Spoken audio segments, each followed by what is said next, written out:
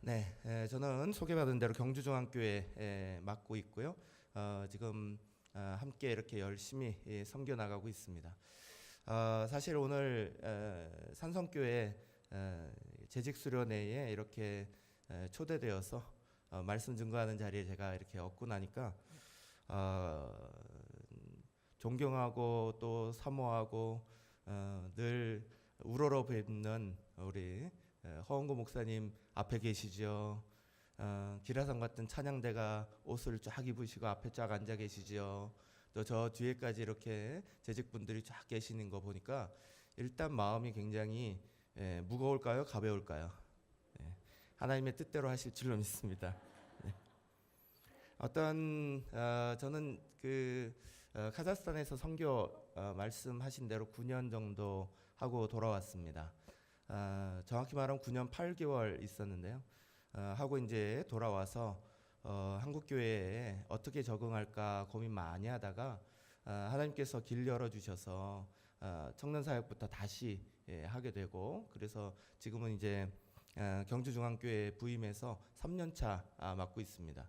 내가 아직도 갈 길이 한참 남아 있는데 우리 목사님께서 저보고 오늘 오셔가지고 말씀 전해달라고 그래서 그 전화 받고 사실은 굉장히 당황스러웠습니다.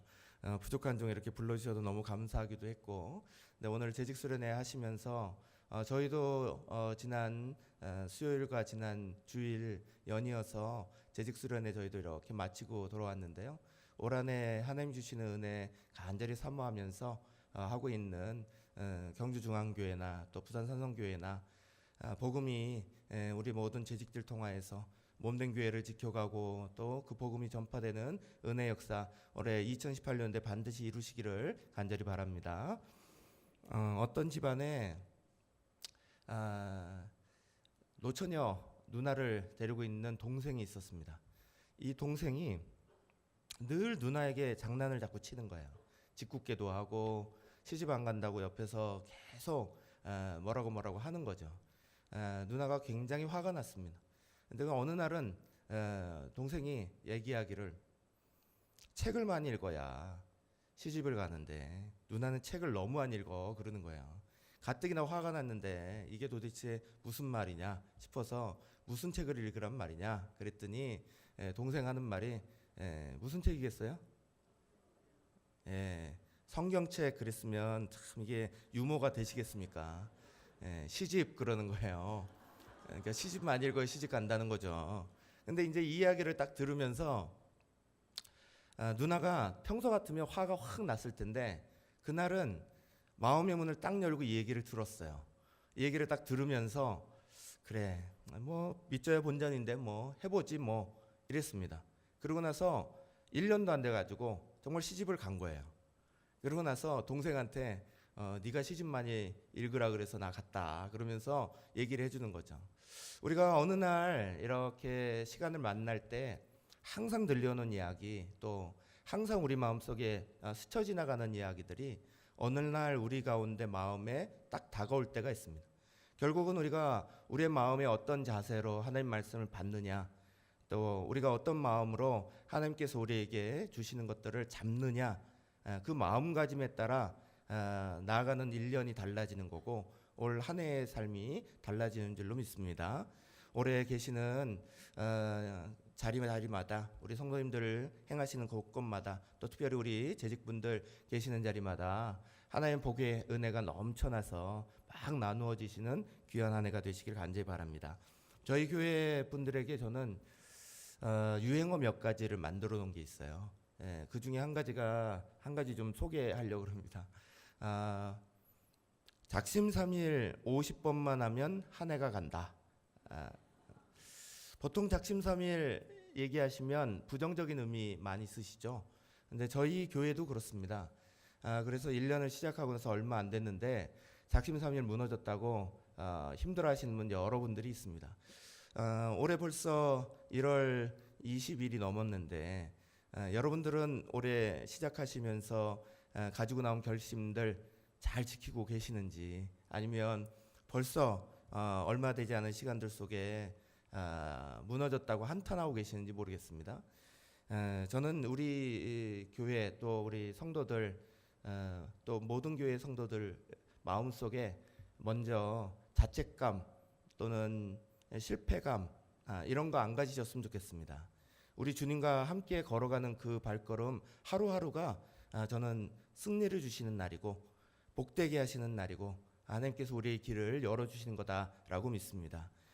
작심삼일 50번만 하면 된다. 이 얘기는 말 그대로 한 주간 또 살아가시는 동안 일주일 새벽 예배, 새벽 제단 지키려고 노력했는데 못 지켰으면 하루라도 이틀이라도 그것들을 했는데 또 무너졌다. 그러면 걱정하지 마시고 주일날 오셔서 다시 한번 결단하시라는 거죠. 말씀 들으면서 결단하시면 그러면 작심삼일을 50번 하고 나면 1년이 다 지나가게 되는 겁니다. 절대로 마음속에 실패했다는 마음 가지실 필요 없고 순간순간마다 하나님이 나를 도우셔서 반드시 이거 되게 하시겠다 하는 날까지 끝까지 달려가면 되는 거죠. 우리부터 이런 평안한 마음이 있어야 복음 전할 때 다른 사람에게 여유로운 마음 가지고 복음 전하게 되지. 우리 마음이 벌써 실패감이 들고 나는 안 돼, 나는 벌써 무너졌어 이런 마음 가지면 다른 사람들에게 어떻게 복음 전하시겠어요. 그러니까 우리 마음속에 이런 은혜가 있으시기 바라고. 사실은 복음을 전하는 데 있어서 제일 중요한 것 중에 한 가지는 좋은 습관이에요. 우리가 하루하루를 살아가는 게 생각을 따라 살아가는 게 아니라 습관 따라 살아가게 되죠. 아침에 누구는 일찍 일어나셔가지고 화장실부터 쫓아가시는 분이 있고 누구는 물부터 마시는 분이 있고 다 습관이 다 다르십니다. 특별하게 생각을 해서 움직이는 게 아니라 습관 따라서 이렇게 움직이게 됩니다. 우리가 복음 전하는 습관, 또 예수 잘 믿는 습관, 좋은 습관은 우리가 의지를 가지고 열심히 준비하고 익혀야지만 우리 속에 이렇게 자리가 딱 잡게 되는 거예요. 그거 아니면 매 주마다 작심삼일하고 또 나와서 작심삼일하고 이렇게 되는 거죠. 그래서 올해는 좀 우리 교우들에게 이걸 좀 업그레이드 시켰어요. 그래서 제가 무슨 말씀을 올해 가르치기 시작했냐면 작심삼일 100번만 하면 믿음의 습관 생긴다 이거 만들었습니다. 작심삼일 100번만 하라는 얘기는 주일 나오시고 3일 만에 무너지셨으면 수요일 또 나오시라는 거죠. 수요일 또 나오셔서 말씀 들으면서 또 3일 한번 결단해 보시고 그래서 3일 살아가는 거 나는 아직까지 거의밖에 못한다. 그러면 그렇게 하는 거죠. 중요한 건 뭘까요? 뭐 3일을 하던 뭐 일주일을 그렇게 채우던 간에 우리 마음 가운데 간절히 사모하는 마음 가지고 올 한해는 주께서 내게 주시는 복음의 습관, 은혜의 습관, 성령의 하나님이 함께 하시는 습관 꼭 드리겠다 하는 그 뜨거운 마음으로 올 한해 사시기를 간절히 바랍니다. 네. 우리 산성교회 성도님들 한 분 한 분을 이렇게 얼굴을 뵈니까 저희 중앙교회 식구들 보다는 조금 못하시지만 굉장히 예쁘시네요. 네. 이거 인터넷 방송 볼지도 몰라서 네. 하여간 참 얼굴 표정들이 참 좋으십니다. 누구 이렇게 눈 감고 계시는 몇몇 분만 빼고는 굉장히 지금 표정이 굉장히 좋으십니다. 네. 하나님 이렇게 바라보시면서 말씀 사모하시면서 이렇게 푸근한 눈으로 보셔야죠. 제가 우리 경주중앙교회 가서 제일 처음에 한 이야기가 그거예요.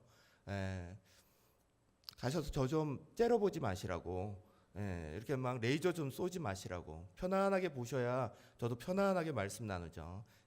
오늘도 하나님의 은혜가 저 여러분 모두에게 일어나시기 간절히 바랍니다. 오늘 전천후 신앙에 대해서 조금 말씀 정리하고 좀 나누려고 준비했습니다. 전천후 신앙이 오늘 이 시대에 좀 많이 필요합니다. 왜 필요하냐면 어렵기 때문에 그렇죠. 특별히 청년들이 맞는 2018년들은 더 어렵습니다. 젊은 사람들이 맞는 2018년은 굉장히 어려운 때에 들어가기 시작했습니다. 예전에는 교회에서 또 사회에서 뭐 3.1절, 이태백, 뭐 십장생 이런 농담했습니다. 무슨 얘기인지 아시죠? 네, 모르시는 거는 어쩔 수 없죠. 3.1절이라는 말은 이런 말입니다. 31세가 넘어가면 취직은 절망적이다. 이게 3.1절이랍니다. 이태백 이런 말은 20대 태반이 백수다 이런 말이죠. 십장생 이런 말은 10대도 장래 백수가 될 것을 생각해야 된다. 이런 말입니다. 참 불행한 이야기들입니다. 그런데 올해 최근에 들어서 요 몇 년 사이에 특별히 올해는 이런 농담 자체를 안 합니다. 이런 농담하면 너무 미안해서 안 합니다. 그냥 그만큼 힘들어졌다는 이야기죠. 벌써부터 들려오는 이야기가 어려운 이야기들, 이런 이야기들이 많습니다. 이런 시대에 우리가 살아갈 때에 우리 여기 앉아 계시는 모든 재직분들도 마찬가지시고 또 앞으로 자라나는 세대에게도 마찬가지고 믿음을 전해줘야 되고 믿음을 증거해줘야 되는데 그럼 어떤 믿음을 가르치고 어떤 신앙을 가르쳐야 될 거냐? 말 그대로 전천후 신앙입니다. 왜 전천후 신앙이 필요하냐? 전천후란 말 그대로 기후에 상관없이 한다는 거죠. 농업하죠. 전천 농업 기후에 상관없이 그 농업 성공시킨다는 이야기고요. 군사 요격기를 만들어도 전천후 요격기 이런 말 씁니다. 날씨에 상관없이 가서 폭격할 수 있는 그런 비행기 만든다는 거죠. 오늘 우리의 신앙의 자리를 이렇게 만들어갈 때 환경 좋고 열려진 길, 편안한 길 지금 찾을 수 있는 시대가 아니라는 거죠.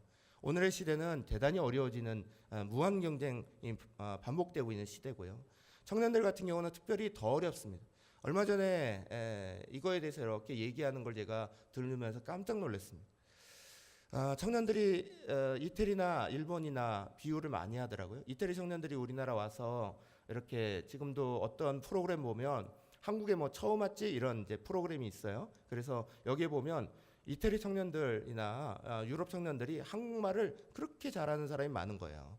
오늘 한국 사회에 와서도 많이 이렇게 취직을 하고 있는데 그 취직하고 있는 우리 청년들 한 명 한 명들이 그냥 그 외국 사람들 우리나라 와서 하고 있는 게 아니라 이태리 같은 경우에 자기 나라에 직업이 아예 없습니다. 그러니까 뭐 초임으로 들어갈 수 있는 자리는 아예 없습니다. 경력 사원이나 조금 있을까 이렇게 자리가 없습니다. 그러니까 해외 나가서 지금 취직하지 않으면 안 되는 상황이 놓여져 있는 거죠. 이런 것을 빗대어서 앞으로 우리 사회가 지금 이런 모습에 들어갈 거다 얘기합니다. 이게 얼마나 힘든 시기에 우리가 이미 들어와 있는 겁니까? 가장 낙관적으로 보시는 분도 앞으로 한 10년 동안은 적어도 10년 동안은 청년들이 가장 어려운 시기 만날 거다. 그리고 나서 지금 일본이 하고 있는 것처럼 다시 이렇게 일자리들이 생기는 그런 게 돌아오게 될 거다라고 말하는 분들이 가장 낙관적으로 보시는 거예요. 그럼에도 불구하고 그 낙관적인 것도 10년, 앞으로 10년은 정말 어려운 시기를 살아간다 이런 이야기죠. 우리 청년들이나 젊은이들 보시면 그래 많이 격려하시기 바랍니다. 왜 직장 못 가졌니가 아니라 직장 가지는 게 놀라운 기적이다 하시면서 기도해 주셔야 됩니다. 요즘에 연말 맞고 연초 이렇게 맞으면서 저희 교회에서는 몇몇 분들이 이렇게 직장 취직했다는 이야기를 듣게 됐어요. 이 어려운 시기에 좋은 회사들을 막 들어간 이야기를 제가 들었습니다. 근데 그 얘기 들을 때 그 가정이 그 어머니가 정말 열심히 기도하시는 분이세요. 그러니까 이게 그냥 우연히 일어난 건 아니다. 이런 생각들을 제 마음속에 다시 한번 가지게 됩니다. 시대가 힘들어지고 오늘 살아가는 게 다 힘들어지니까 점점 우리는 거기에 대해서 위축되고 뒤로 물러나야 될 문제가 아니라 사실은 그걸 이겨낼 수 있는 전천후적인 이런 신앙이 우리 가운데 반드시 갖춰져야지만 그래야지만 오늘의 시대를 이겨나가고 새로운 복음의 은혜 역사 쓸 줄로 믿습니다. 이 전천후 신앙을 만드는 데 있어서 제일 첫 번째 중요한 것 중에 하나가 이 다니엘의 이야기 속에 나옵니다. 다니엘이라는 분은 우리가 잘 알듯이 606년 주전 606년에 포로로 끌려갔습니다. 1차 포로 때 이미 바벨론의 포로로 끌려갔습니다. 태어나서부터 가장 어려운 시기를 만난 사람이 다니엘이라는 사람이었습니다. 그래서 다니엘은 태어나자마자 왕족이고 귀족이고 좋은 사람부터 준수한 용모를 가진 사람부터 실력 있고 재능 있는 사람부터 바벨론으로 끌려갈 때 제일 먼저 그곳으로 끌려갔습니다.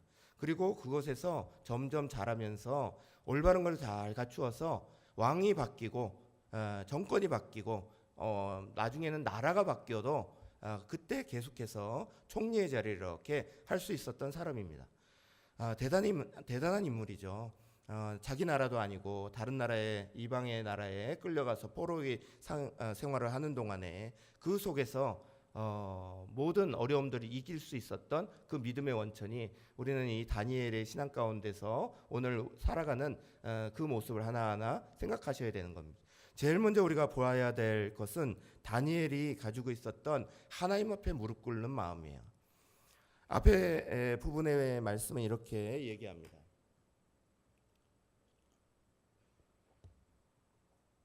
10절 상반절은 우리 가운데 말씀하시기를 다니엘이 이 조서에 왕의 도장이 찍힌 것을 알고도 자기 집에 돌아가서는 윗방에 올라가 예루살렘으로 향한 창문을 열고 전에 하던 대로 하루에 3번씩 무릎을 꿇고 그랬습니다.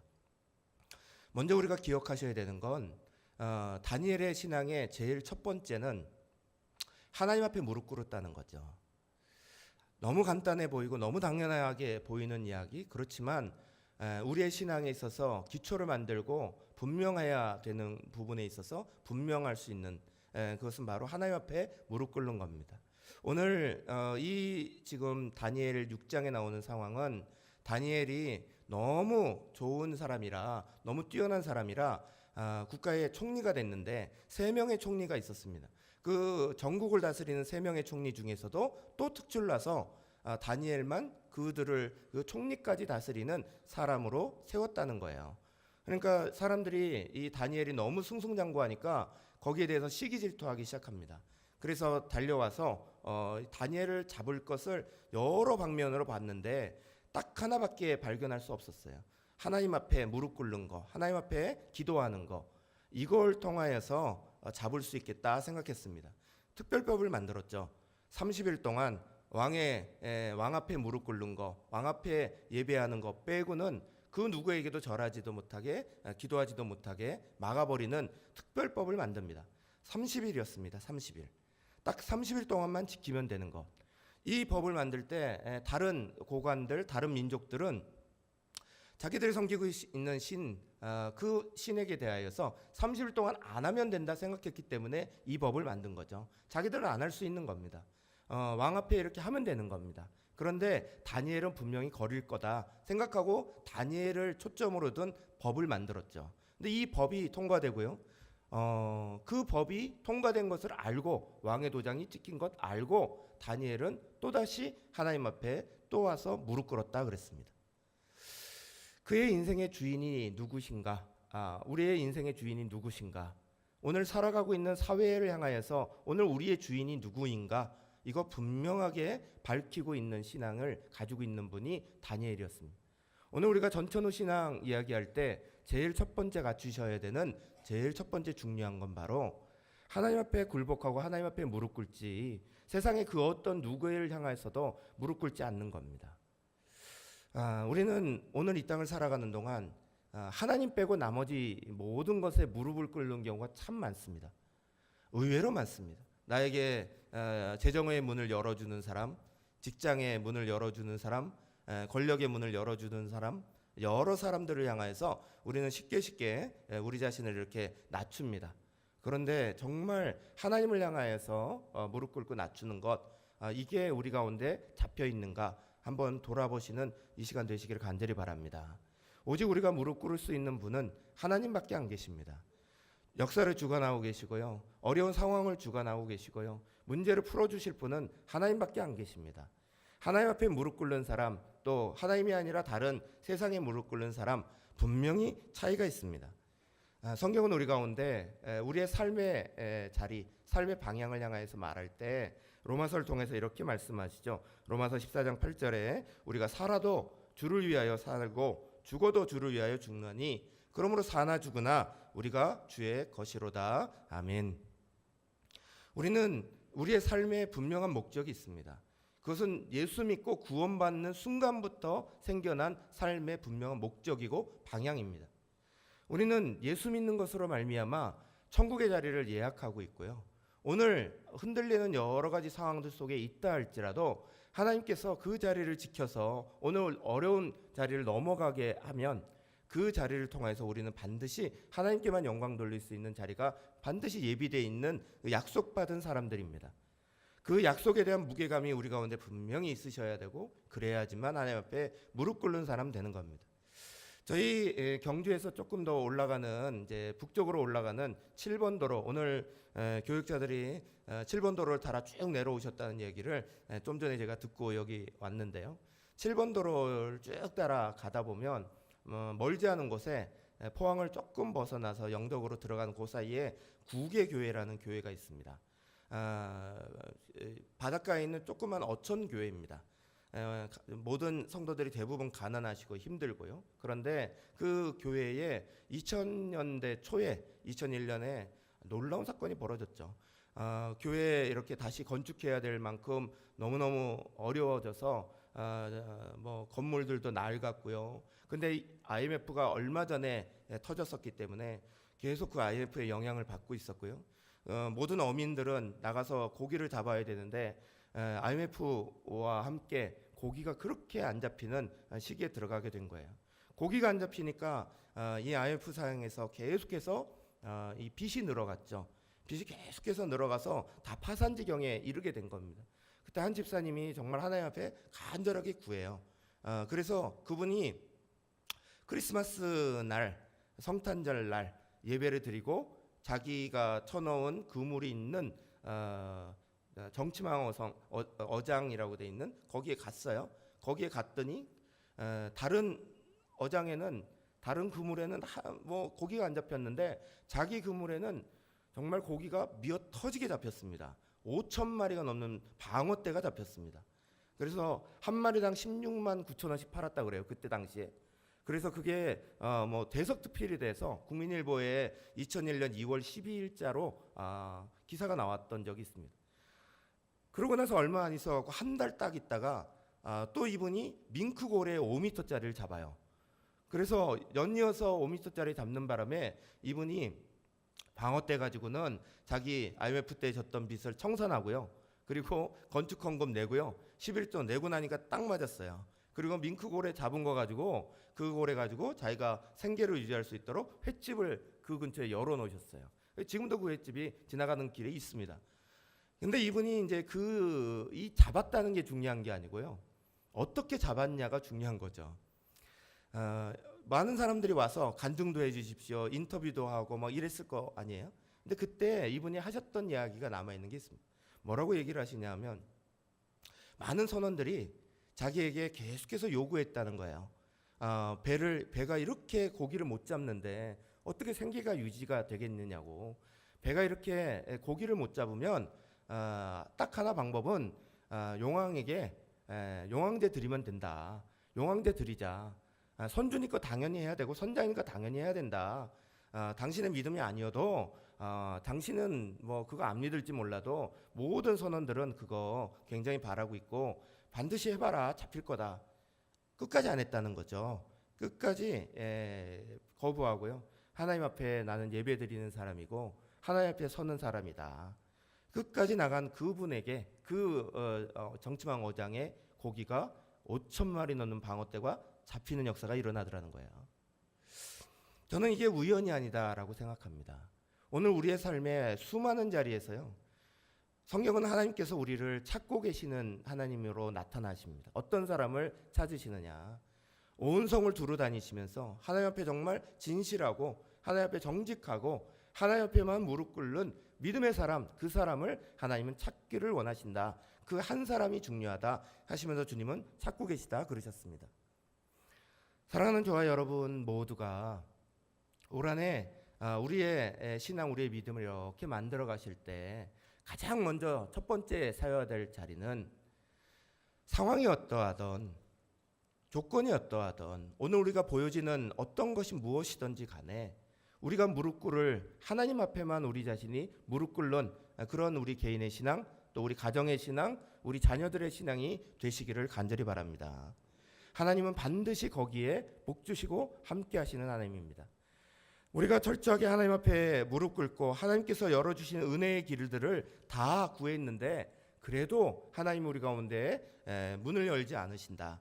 물론 기다리라는 이유도 있겠고 여러 가지 이유가 있겠죠. 그러나 더 중요한 건 저는 그런 하나님을 뵌 적이 없습니다. 이제까지 하나님은 항상 무릎 꿇는, 또 하나님 앞에 철저하게 순종하는 그 한 사람을 향하여서 응답하시는 하나님인 줄로 저는 믿습니다. 여러분도 믿을 줄로 믿습니다. 우리 사랑하는 모든 산성교회 식구들 한 분 한 분들이 하나님 앞에 무릎 꿇고 하나님이 응답하시는 은혜를 꼭 만나시기를 간절히 바랍니다. 베드로전서 5장 7절은 그렇게 말씀하죠. 너희 염려를 다 주께 맡겨버려라. 이는 그가 너희를 돌보심이라. 아멘. 하나님 앞에 맡기면 하나님 분명히 돌보시겠다 약속하셨습니다. 저는 목욕탕 협회의 사람들에게 참 감사합니다. 아주 재밌는 말을 하나 만들어 주셨거든요. 목욕탕에 들어갈 때마다 여러분 제일 먼저 뭐가 보이십니까? 맡기지 않으신 물건은 책임지지 않습니다. 문구 보신 적 없습니까? 저는 이 문구 너무너무 잘 만들었다 생각합니다. 정말 신앙적으로 이렇게 좋은 문구는 없다. 하나님 앞에 맡기지 않으면 여러분 우리가 우리 자신의 것들 책임지려 하면 하나님이 응답하실 이유가 없습니다. 그러나 하나님 앞에 맡기면 하나님은 반드시 응답하시는 하나님이신 줄로 믿습니다. 저는 하나님 앞에 맡길 때 그 하나님께서 우리를 돌보신다 약속하신 그 약속을 믿습니다. 올해 2018년을 살아가면서도 또다시 한번 믿겠습니다. 하나님께서 하나님 앞에 맡겨놓으면 하나님은 반드시 응답하실 거다. 두 번째 우리가 생각하셔야 되는 건 이 말씀이 두 번째 이어지는 것은 다시 이렇게 말씀하고 있죠. 중간부터 보면 이렇습니다. 전에 하던 대로 하루 3번씩 무릎을 꿇고 기도하며 그랬습니다. 무릎을 꿇고 뭐 하러 들어갔나? 하나님 앞에 무릎 꿇고 자기를 낮추고 또 자기가 하나님 앞에 굴복하고요. 그리고 나서 이가 행한 일은 기도하는 일이었습니다. 그런데 이 기도의 자리를 이 다니엘만 본 게 아니라 자기를 대적하던 사람들이 다 봤습니다. 왜냐? 창문 활짝 열어놓고 기도했으니까요.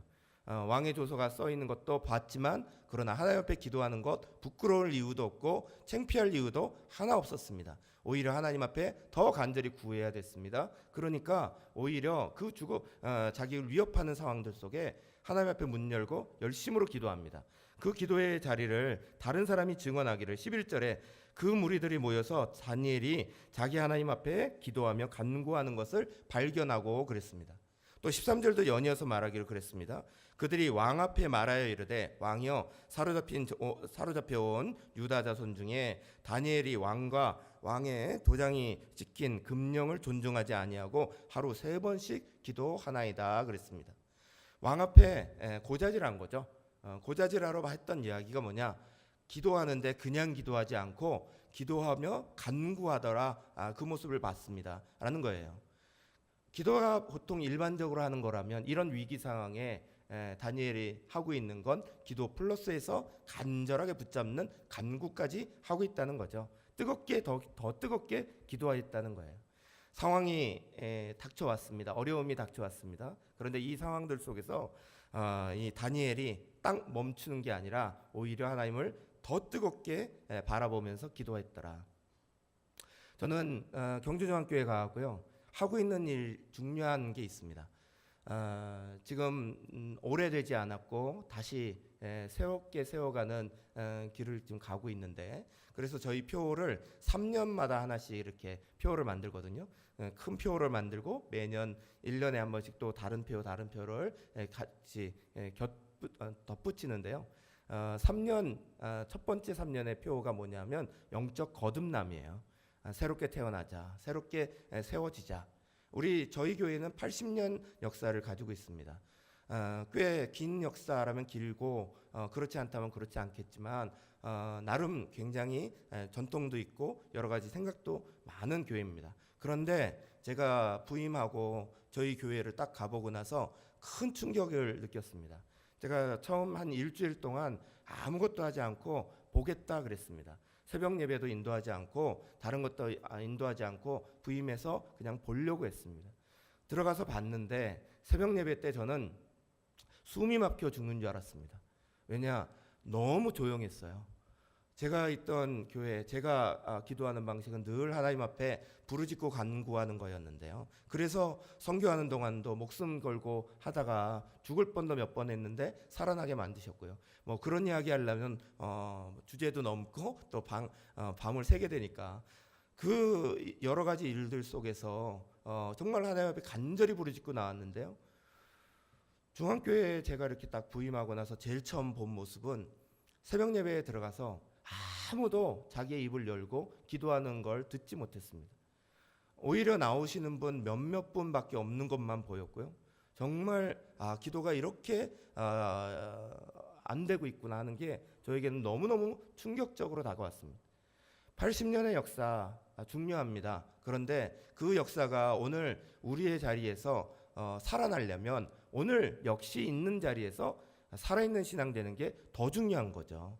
오늘이 살아있어야 80년의 역사가 정말 중요한 역사 아니겠습니까? 오늘이 죽어 있는데 80년이 무슨 소용이 있고 100년이 무슨 소용이 있습니까? 오늘이 살아있어야 되는 거죠. 그런데 그 신앙의 제일 첫째는 뜨겁게 기도하는 겁니다. 뜨겁게 주님 찾는 겁니다. 가서 예배와 말씀과 기도에 두 기둥 세워놓자. 이게 지금 3년째 계속 하고 있는 겁니다. 지금은 새벽 기도에도 거의 자리를 채우고요. 금요 기도에는 뭐 꽉 채워놓고 기도하는 자리를 만들고 기도합니다. 올해는 특별히 더 저희 재직들 같은 경우는 금요 기도회 때 출석 체크합니다.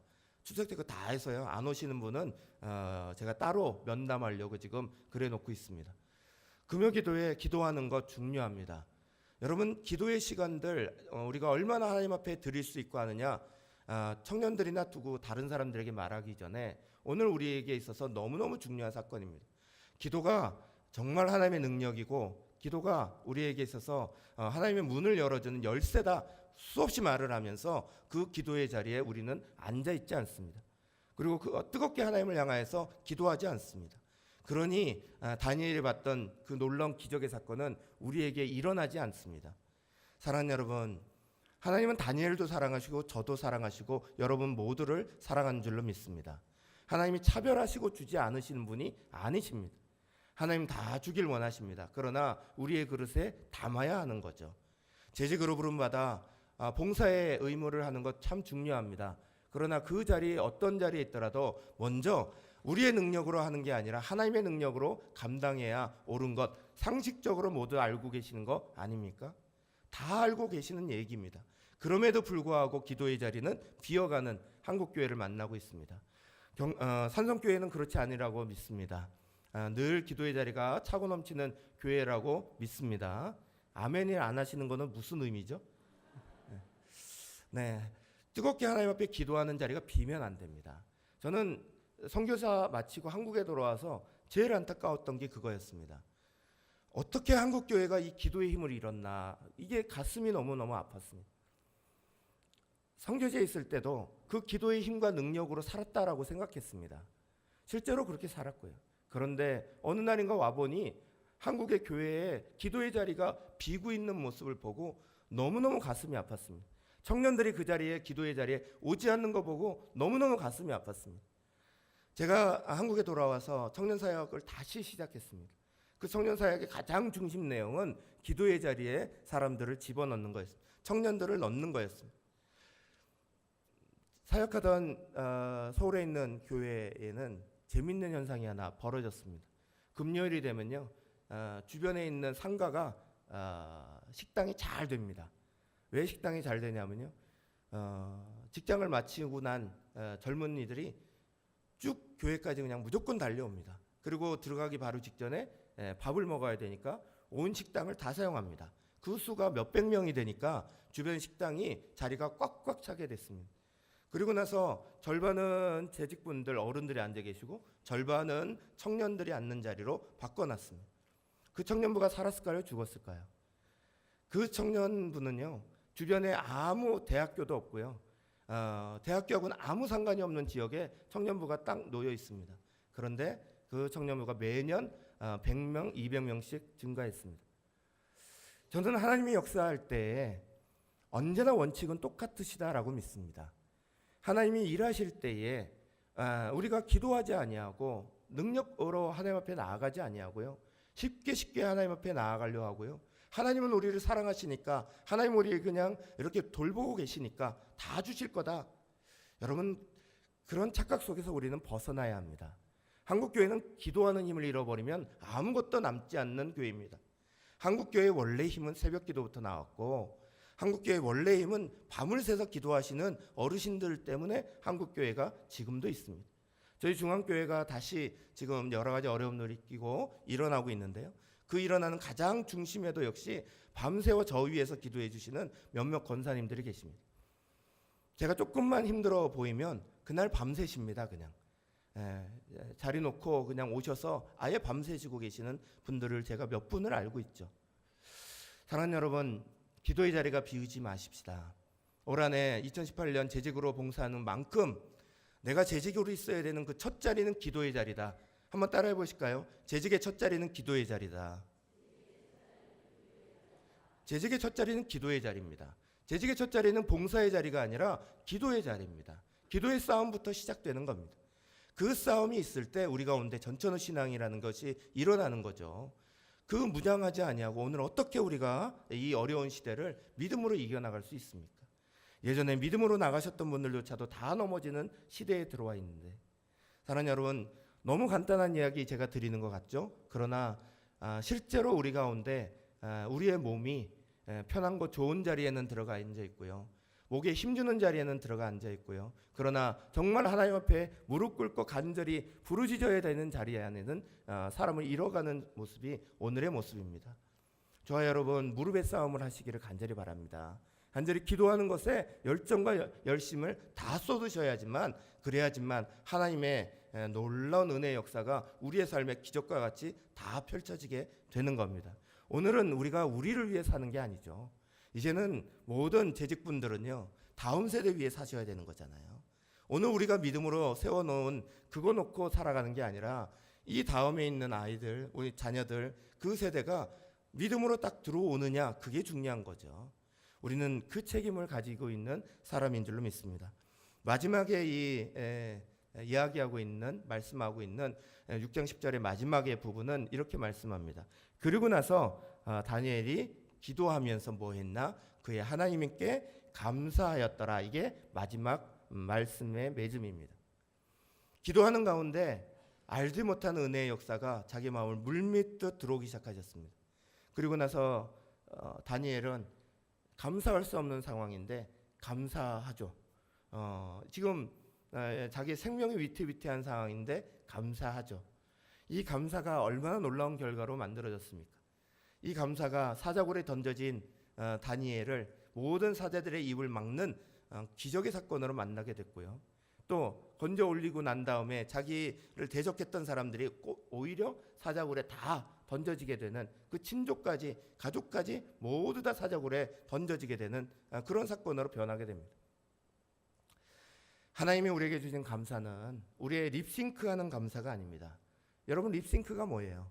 그냥 앞에서 노래가 나오면 입만 뻥긋뻥긋하는 겁니다. 감사는 그냥 하나님 앞에 드리는, 하나님 이렇게 감사합니다 올려드리는 서비스의 차원이 아닙니다.